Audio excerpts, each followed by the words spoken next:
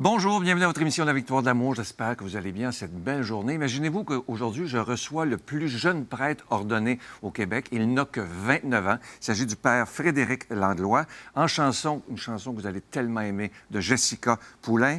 L'homélie avec le bon père Michel-Marie de Paris. La chronique avec notre ami Martin Larocque. Je suis Sylvain Charon. Bienvenue à votre émission La Victoire de l'amour. Un seul geste de toi viendra mon secours. Viens semer dans mon âme le grain de l'amour. Je traverse un désert et je meurs de soif. Montre-moi le mystère qui garde la foi. Frédéric, merci d'être là. C'est très surprenant à 29 ans de devenir prêtre en 2024. Là, tu vas m'expliquer comment, dans une société où on parle de moins en moins de Dieu, malheureusement, pourquoi devenir prêtre en 2024? C'est tout un choix de vie, là. Oui, bien, Dieu appelle toujours. Alors ça, c'est la réponse première, je dirais, la première chose. Ensuite, il y a des fois des terreaux plus fertiles, peut-être. Alors, moi, j'ai eu la chance de grandir dans une famille qui a la foi. Et l'appel est né il y a déjà plusieurs années, puis a grandi aussi avec le temps. D'autres vont se convertir aussi plus tard ou vont avoir plusieurs années de réflexion avant d'entrer dans le cheminement. Mais Dieu continue d'appeler à tous âges. Toi, je pense que tu as eu l'appel si jeune qu'à 7 ans, ça se peut-tu? Oui.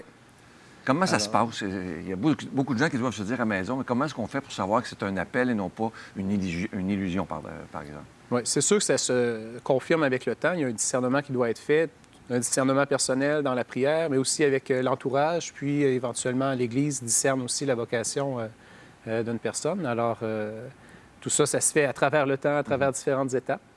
Alors, dès le début, moi, j'avais une certitude avec l'âge que j'avais, là, 7 ou 8 ans, puis c'est resté avec le temps.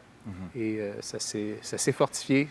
Ouais. Pendant le cheminement, est-ce que c'était arrivé, parce que j'ai vu que c'était quand même 8 ans d'études, pas rien, là. Hey, c'est plus que médecin, ça, là. Non, mais c'est vrai quand C'est même. plusieurs années, oui. Oui, c'est 8 ans. Est-ce qu'il y a eu des doutes pendant ce chemin-là de dire, est-ce que je prends la bonne décision? Des grands doutes sérieux, non. Il n'y en a jamais eu. J'étais sûr que c'était ma voie, puis je le suis encore. Alors, je pense que c'est vraiment ma place. Et avec la grâce du Seigneur, que ça va bien aller. Alors, on sait qu'il y a des étapes dans la vie il y a des difficultés, c'est sûr. Les apôtres eux-mêmes ils ont vécu des persécutions, ils sont morts martyrs, alors quand même. Mais c'est ça, je fais confiance au Seigneur. Puis oui, ça a toujours resté comme ça. Ouais. Est-ce que c'est difficile de renoncer à avoir une conjointe, avoir des enfants? Est-ce que c'est une décision difficile à prendre, ça? Quand même, parce que c'est quand même des grands biens, c'est des belles choses. Je trouve que la famille, c'est quelque chose de très beau. Mais je le vis dans la paix, sereinement, puis je suis content de m'engager pour le Seigneur. Il y a des choses que, dans tout choix de vie, il y a des choses qu'on doit laisser. Il y a des oui à dire, des non à dire. Alors, je suis bien content de ce que je fais. Puis je suis content d'avoir des amis, des couples d'amis, des familles d'amis aussi, pour expérimenter la complémentarité des vocations. C'est quelque chose qui me tient beaucoup à cœur. Puis de grandir ensemble, cheminer ensemble dans la foi. Quand tu étais petit, ça c'est assez spécial, je voudrais que tu m'expliques ça, tu avais le désir de faire le bien. Ça te faisait plaisir, toi, d'aider le monde, de faire le bien. D'où ça te vient, ça? Alors, je ne sais pas exactement quand c'est né, mais ma mère me le racontait qu'à un moment donné, elle a vu qu'il y a eu un changement en moi. Donc, j'ai eu ce désir-là de choisir le bien puis d'essayer d'éviter le mal. Donc, un grand principe de philosophie. Bien, évidemment, je ne savais pas d'où ça venait et tout ça. Là, bien, je pense que c'est inscrit en chacun de nous puis que ça peut se développer à différents moments. Donc, à un moment donné, j'ai compris cette importance-là de faire le bien, de choisir le bien. Et j'essayais de le faire même dans des choix alimentaires ou dans différentes petites choses de la vie courante, me brosser les dents, laver les mains, des choses simples, là, mais c'est ça. Et, bien, c'est ça. Quel genre de prêtre... Bon, là, t'es tout jeune, 29 ans. Quel genre de prêtre t'es et quel genre de prêtre tu vas être? Parce qu'on voit maintenant qu'il y a tellement toutes sortes de monde. Est-ce que tu vas être le prêtre qui accueille qui ne juge pas, qui ouvre les bras grands ouverts en disant « Bienvenue, vous êtes tous acceptés ». Est-ce que tu vas être ce genre de prêtre-là? Alors, il y a des choses que je sais déjà un peu de quel genre de prêtre je vais être. Il y a d'autres choses que je vais le découvrir avec le temps, selon les charismes que le Seigneur m'a donnés. Pour moi, oui, c'est clair que le prêtre de paroisse, surtout, doit faire l'unité avec toutes les personnes qui se présentent, toutes les personnes qui sont dans le coin. Donc, cet aspect-là de l'accueil est très important. Très important pour moi aussi d'accueillir les gens comme ils sont, puis de les aider à aller un peu plus loin, à cheminer, puis à faire des pas dans la foi, se rapprocher de Dieu et de former ensemble communauté dans l'unité malgré nos différences. Malgré nos différences. Qu'est-ce qui te séduit chez l'homme de Nazareth, chez Jésus? Qu'est-ce pour que tu lui aies donné ta vie, là, quand même? C'est pas rien, là. Surtout en 2024. Oui. C'est une grande question. C'est sûr que Jésus est homme et Dieu, alors il est venu pour nous sauver. Donc, je reviens un peu à l'essentiel de la foi chrétienne. La place, c'est le Messie, c'est bon.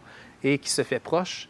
Quelque chose que je méditais récemment, c'est les deux grandes façons que Dieu a pris pour se faire proche de l'humanité d'une façon vraiment extraordinaire. Alors, l'incarnation et l'Eucharistie.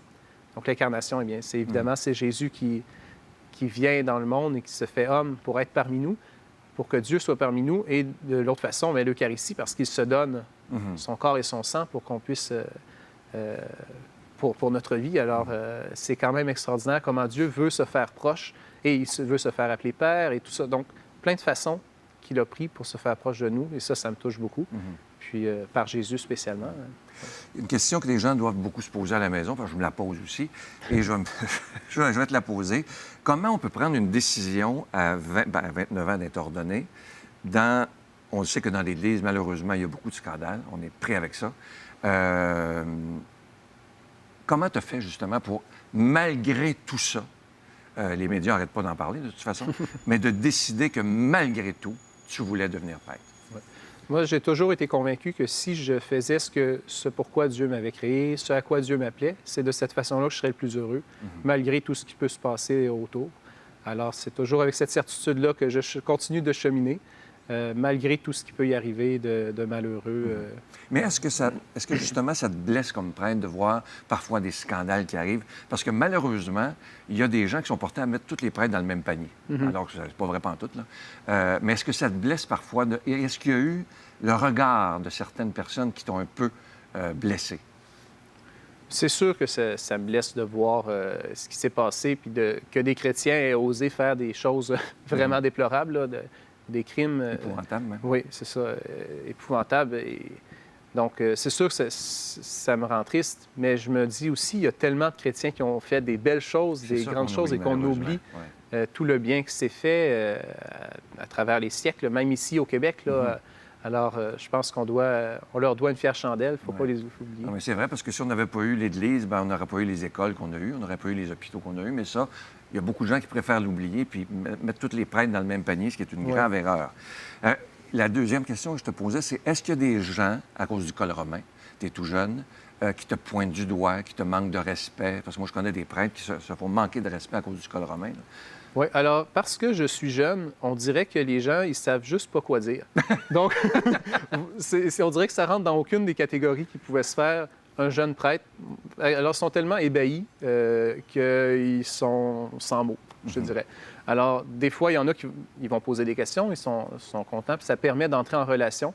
Je pense que c'est une des principales fonctions d'avoir un signe visible présentement, c'est de pouvoir entrer en relation avec les gens et se faire proche, finalement.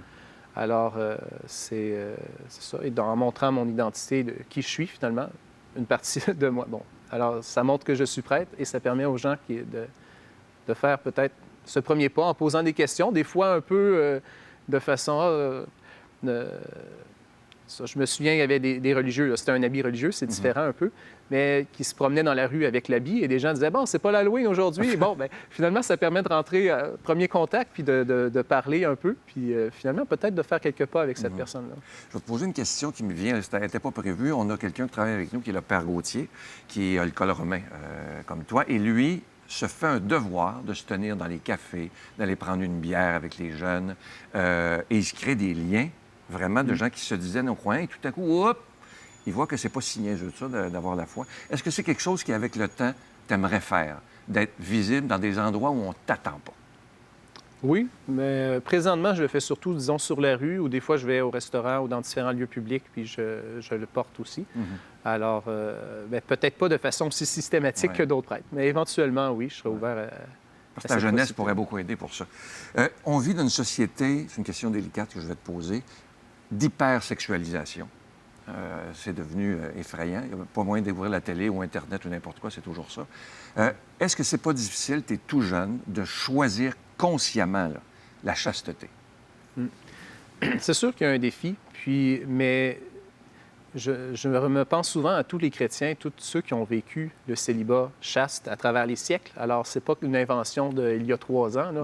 Alors, bon, Jésus lui-même et ensuite tous les consacrés, il y en a évidemment qui ne l'ont pas vécu, mais il y en a une très grande majorité, je crois, qui l'ont vécu et beaucoup qui l'ont vécu dans une grande chasteté, dans la sainteté et tout ça. Alors, pour moi, c'est des modèles et des exemples stimulants.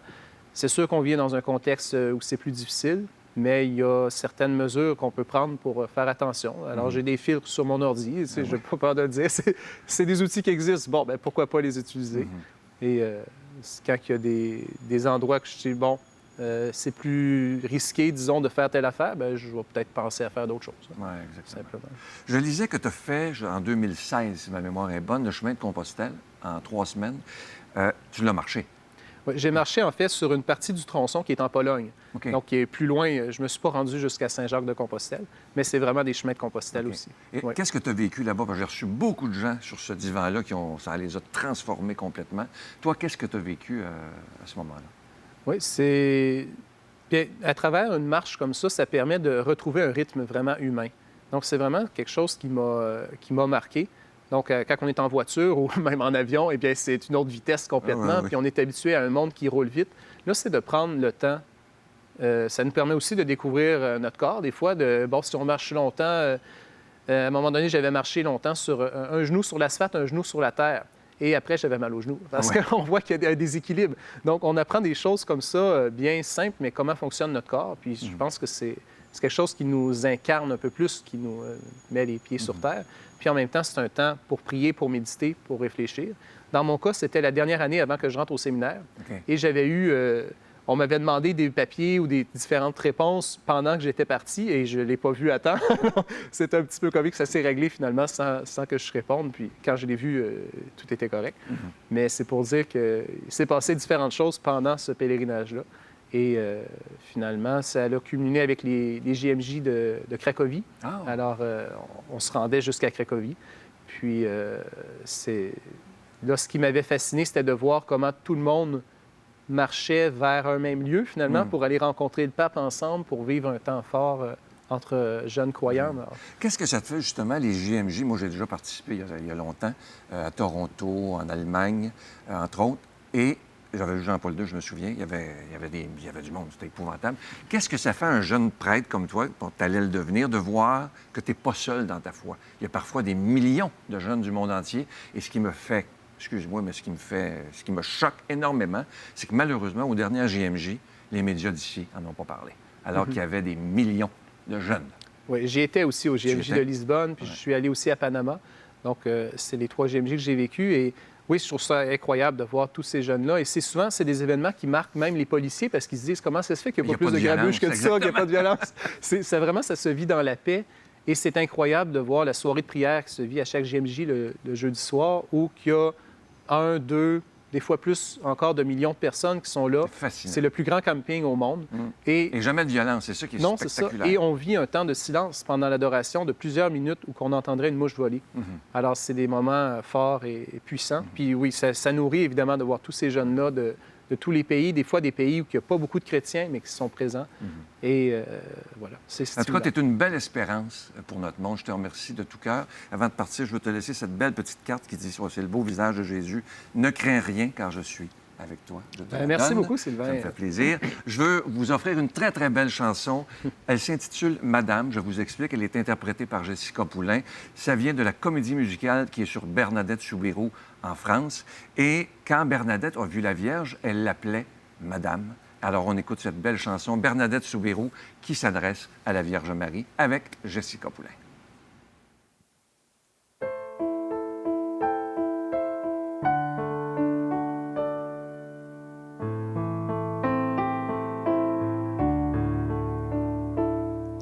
Madame, vous qui m'avez choisi un jour pour répandre vos mots d'amour, vous qui un jour m'avez élu, je vous bénis, je vous salue.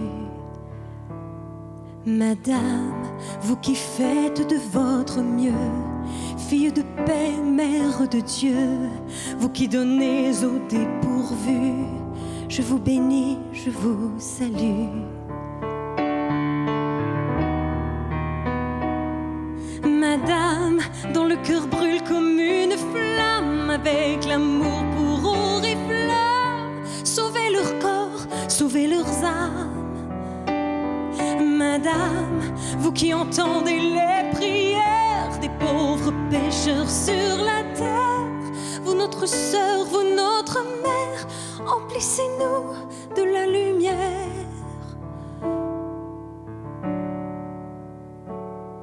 Madame, vous qui avez donné l'enfant, le fruit parfait de votre sang, pour les humains faibles et nus, je vous bénis, je vous salue.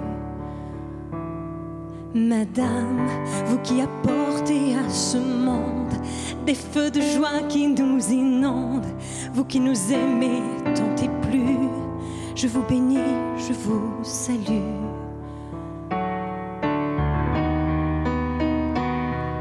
Madame, dont le cœur brûle comme une flamme, avec l'amour pour oriflamme, sauvez leur corps, sauvez leurs âmes. Madame, vous qui entendez les prières des pauvres pécheurs sur la terre, vous notre sœur, vous notre mère, emplissez-nous de la lumière.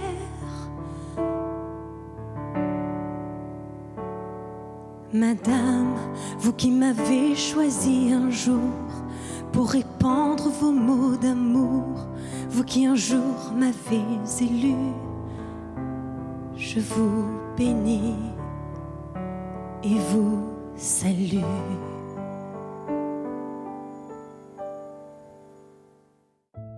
Notre Père qui es aux cieux, que ton nom soit sanctifié, que ton règne vienne, que ta volonté soit faite sur la terre comme au ciel.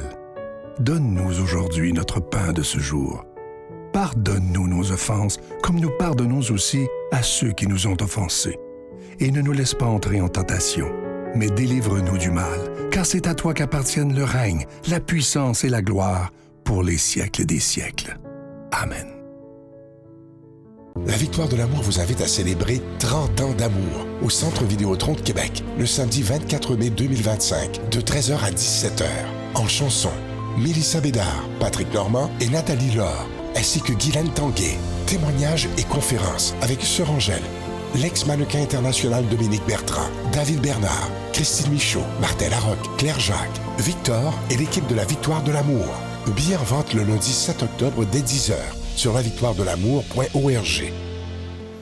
Encore une fois, je suis très heureux de vous présenter ce magnifique cadeau du mois. Vous savez qu'on a fêté la fête de la Croix Glorieuse il y a quelques semaines et on a décidé de vous offrir pour le mois de septembre cette belle croix qui est en cristal tchèque. Ça vient avec la chaîne qui est en acier inoxydable, donc elle ne ternira jamais. Ce bijou, il est déjà béni. Il y a toujours de disponible le très, très bon livre de notre ami qu'on voit maintenant le dimanche aussi, Martin Larocque, qui s'intitule « À tous les victorieux, les victorieuses et ceux qui doutent encore ». C'est bien écrit, facile à lire. Et ce que j'aime de ce livre-là, c'est qu'on peut l'ouvrir n'importe où et il y a un beau message qui nous fait du bien pour la journée. Et évidemment, cette belle carte de Jésus qui est en acier inoxydable, où il est avec le beau visage de Jésus, où il est écrit « Ne crains rien, car je suis avec toi ». Vous pourrez recevoir ces cadeaux avec un don de 25 $. Si vous voulez 2 cadeaux, c'est avec un don de 40 $ et vous recevrez un reçu pour fin d'impôt. Je vous donne l'adresse. La Victoire de l'amour, case postale 120, succursale Boucherville à Boucherville, le J4B 5E6, je vous la redonne. La Victoire de l'amour, case postale 120, succursale Boucherville à Boucherville, Boucherville,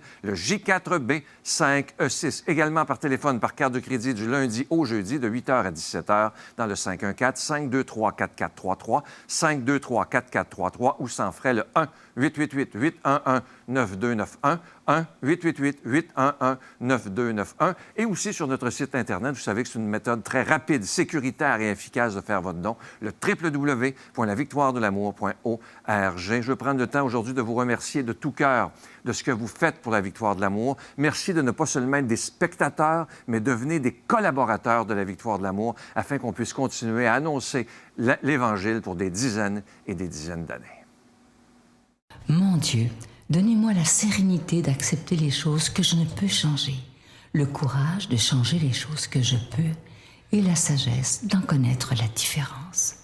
Amen.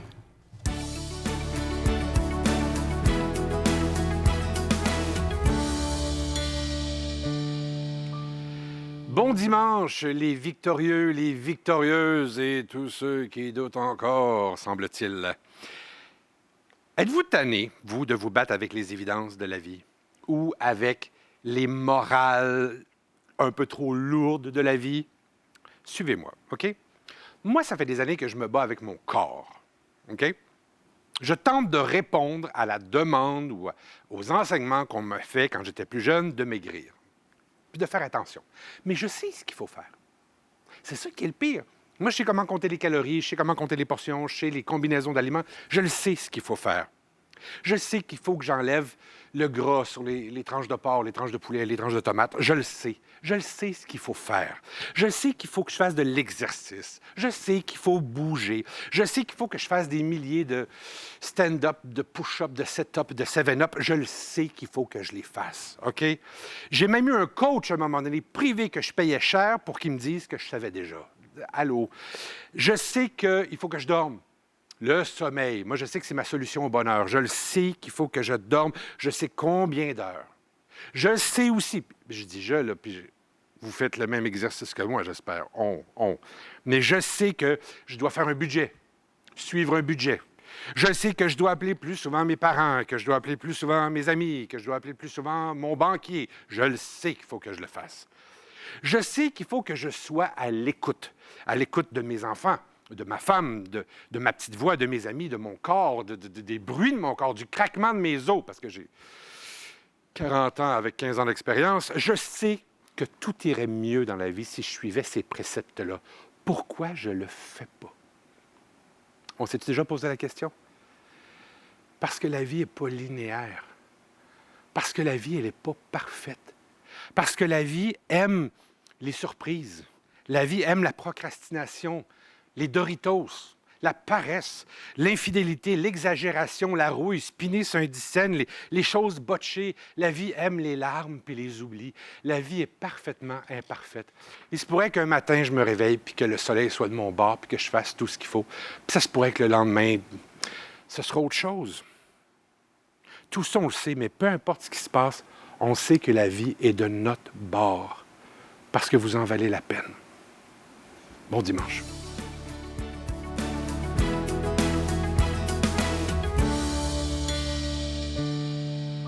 Un grand bonjour à votre cœur, mes frères bien-aimés. Joie de vous retrouver en ce beau dimanche de septembre.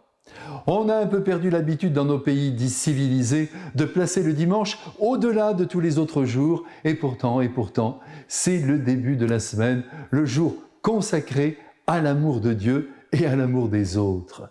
Et j'espère que vous ne serez pas seuls aujourd'hui. Et si vous l'êtes, rappelez-vous que Jésus et Marie sont avec vous, s'intéressent à votre vie, veillent sur elle et même, pourquoi pas, déjeunent avec vous. Mais oui, Dieu notre Père partage notre vie et nous suit dans toutes les circonstances qui la composent.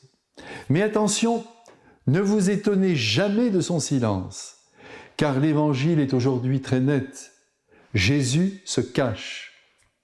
Il a quitté la grande route, loin de la foule qui habituellement l'étreint, et vous savez combien il se prête pourtant volontiers à la prédication du grand nombre, comme aux guérisons en chaîne. Mais là, je le redis, il se cache car il a l'intention de former ses apôtres, de leur faire connaître son propre chemin, son propre destin, mais aussi de les initier à la route qu'ils devront prendre pour la plupart. Et ce qui est vrai pour eux l'est aussi pour nous aussi. Nous allons bien écouter ce que Jésus nous dit. Mais d'abord, Chateaubriand, le grand écrivain français, de sa langue la plus belle, a écrit un jour avec son sens de la formule « Il n'est pas interdit de retourner vers Dieu par des chemins fleuris ». Cette pensée, nous devons évidemment l'inscrire au cœur de notre cœur et au plus vite, car Dieu nous attire à lui par le bonheur qu'il nous offre. Bonheur présent et bonheur à venir. Cependant, dans l'évangile de ce jour, changement de climat. Les nuages s'accumulent, le combat s'annonce au loin. Il n'est plus question de chemin fleuri, mais de souffrance et de douleur. Et les apôtres n'aiment pas beaucoup ce discours si peu engageant. Écoutez ce que le Christ leur dit. Le Fils de l'homme va être livré aux mains des hommes. Nous connaissons en effet l'histoire. Il va d'abord passer dans les mains des juges religieux, puis dans les mains des juges civils. D'abord, Caïphe le grand prêtre le reçoit et ensuite Pilate. 2 tribunaux qui se valent et qui sont épouvantables. Puis, il y aura les soldats qui ne se gêneront pas de leurs mains pour le fouetter, le gifler. Puis ensuite, il sera jeté en pâture à la foule qui continuera le travail de sape en l'insultant, en lui crachant dessus, convaincu qu'il est un fou, qu'il est un usurpateur. Et ce n'est pas fini. Et Jésus affirme donc en parlant du Fils de l'homme, et vous savez qu'il aime beaucoup ce titre, il l'apprécie énormément. Jésus dit que le Fils de l'homme sera tué. Comme nous le constatons, Jésus ne se fait pas d'illusions sur le sort qui l'attend. Quant aux apôtres, eh bien, ils font la sourde oreille. Comme nous, certains jours, quand on ne veut pas voir la vérité en face, la vérité de la vie, surtout quand elle nous mord. Il faudrait aussi que les malheurs d'autrui nous émeuvent un peu, mais malheureusement, nous restons souvent très extérieurs à ce que nos frères endurent, et même à ce que Jésus lui-même a vécu. Nous sommes bien les enfants des apôtres, qui, loin de consoler Jésus, ou d'imaginer une parade pour que son arrestation n'ait pas lieu, eh bien non, ils se mettent à discuter entre eux, mais à mi-voix, j'oserais dire, dans le dos du Christ. Et de quoi parle-t-il ? De leur petite personne et de leur place au sein du collège des apôtres. Qui est le plus grand ? Qui est le plus important ? Eh oui. Qui est devant ? Qui est derrière ? Qui doit se tenir devant ? Qui doit se tenir derrière ? Qui compte le plus, au fond, aux yeux du Christ ? Et la réponse jaillit avec une parabole vivante. Jésus prend alors un enfant qui, comme vous le savez, en Orient, n'a pas grande valeur, et après l'avoir embrassé, voici qu'il se compare à lui. Et c'est le comble en disant « Quiconque accueille un enfant comme celui-ci, c'est moi qui l'accueille. » La leçon est claire, le plus grand n'est autre que le plus petit. Mes frères bien-aimés, êtes-vous d'accord avec cet enseignement du Christ ? Si oui, eh bien, je vous bénis de grand cœur et vous embrasse aussi, comme lui. Amen.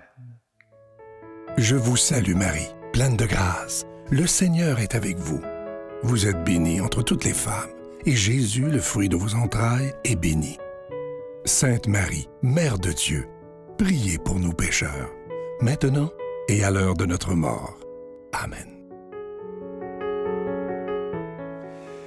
Le compte à rebours est commencé. Comme vous le savez, nous fêtons les 30 ans de la victoire de l'amour le 24 mai 2025 de 13h à 17h au Centre Vidéotron de Québec. Vous avez vu avant tous les invités qui seront là. Je vous dis qu'on va vivre des moments extraordinaires dans la joie la plus totale. Moi, je vous promets un rassemblement absolument extraordinaire. Je vous rappelle que les billets seront en vente dès lundi, le 7 octobre, à 10h le matin sur notre site Internet ou directement à la billetterie du Centre Vidéotron. Et comme je vous disais, j'ai travaillé très fort avec l'équipe pour que les prix soient abordables. Pour moi, c'était sacré afin que tout le monde puisse venir. Donc, le prix commence à 16 $ et finit à 34,75 $. Ça comprend les taxes et les frais de billetterie. J'espère vous y voir nombreux et j'ai déjà hâte de vous y rencontrer. À demain. Bye.